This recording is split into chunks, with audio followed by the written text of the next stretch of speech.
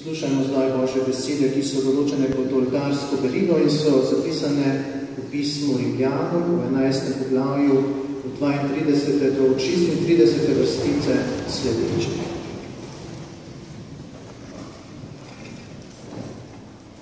Bog je namreč vse vplenil v neposlušnost, da bi vsem izkazal usmiljenje. V globočina Božjega bogatstva in modrosti in spoznanja. Kako nedomljive so njegovi sklepi in neizgledljiva njegova pota. Kdo je namreč spoznal Gospodov um? Ali kdo mu je bil za svetovalca? Ali kdo mu je prej kaj dal, da bi mu morali dati povračilo?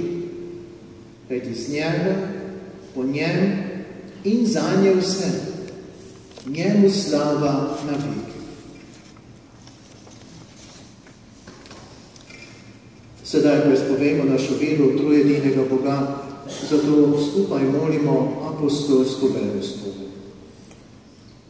Jaz verjam v eno Boge, Oče vsemogočni, stvoritelj nebe in zemlje. Jaz verjam v Jezuša Kristuša, Sin Bože, edino rojeno Gospodi našem, ki se je pokril od Duha Svetega, porodil se je z device Marije, trpel je pod Poncijom Pilatom, križan je bil, mrav je, pokopan, šel je na pekel. Na tretji dan je z mrtvih vstal, šel je v nebesa, tam sedi na desnici Boga, očesa mogočega, od tam pride soditi žive in mrtve. Jaz verjam v sveto vesoljno krščansko cerkev, občestvo svetih, greh odpuščanja, tej nastajenje in žitek veki večni.